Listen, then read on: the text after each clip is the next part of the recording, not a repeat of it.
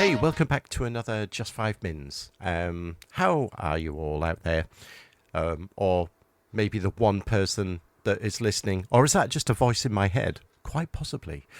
Yes, well, not being taken over by the AI overlords at the moment, but there's still time. There's still time. Um, okay, so it's a bit of a lightweight one this week. Using AI for something a bit more practical, but it's still a bit of an edge case, really. But I was realizing the other day in my sort of day job, well, also my not so day job, but where you need to generate realistic data for your database. This really could be used for pretty much any database, but I'm primarily using Microsoft SQL, but I did try it actually for MySQL and Postgres actually, and it works virtually the same as you'd expect. So I just had a little bit of a mess around. It really isn't anything groundbreaking at all, but I ended up writing a little GPT for one of these dedicated GPTs in OpenAI's ChatGPT. You know, I I'm just lazy, really. I think I do want to write something that can maybe do a little bit extra on this. And what am I even talking about? Well, generating, like I said, test data. So if I've got a table in SQL, or even if I don't have a table in SQL, you can actually get AI to go and generate the table structure. That's not difficult at all, and especially now with the later versions of SQL Management Studio, where you can actually have GitHub Copilot dropped in there as well, or the equivalent of. So, like I said, I created a little GPT in the Chat GPT land, because you can obviously give it like a system prompt and all that type of thing. So that's what it was doing. It was basically saying, give me a table structure or tell me what fields you want. And of course, the idea is to go and generate realistic data. It's a really boring thing. And why am I even wasting, time explaining? Because it's sort of almost an obvious thing.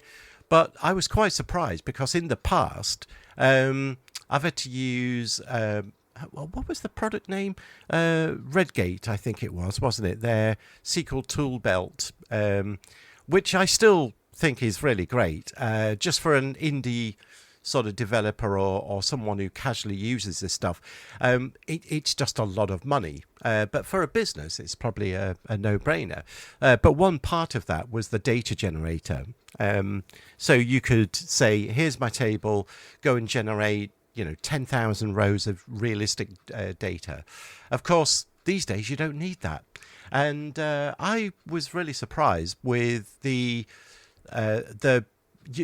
takes a couple of times sometimes, but again, this is where instead of just doing a prompt, I created the GPT, because you can give it a little bit more specific upfront information, and there we are again, back to that context engineering as another.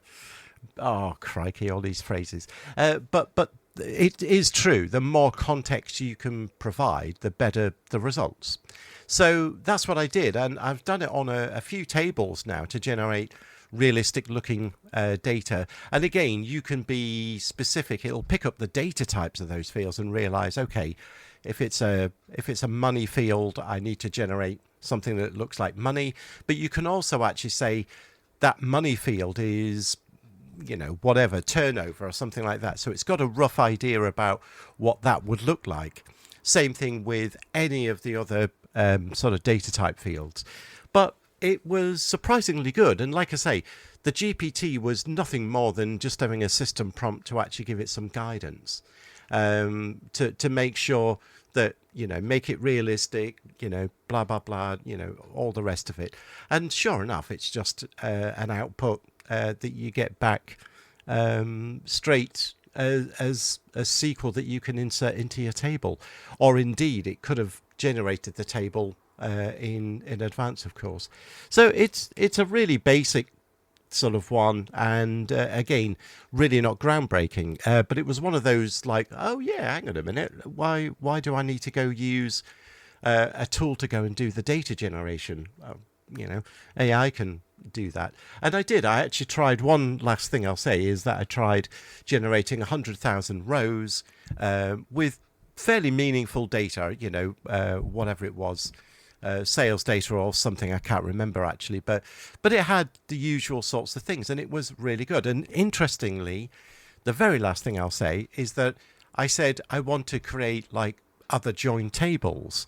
So like if you've got, like I said, sales data that's got an account ID, I want to then generate an account table with relevant information that links to that sales data, and it did that really well.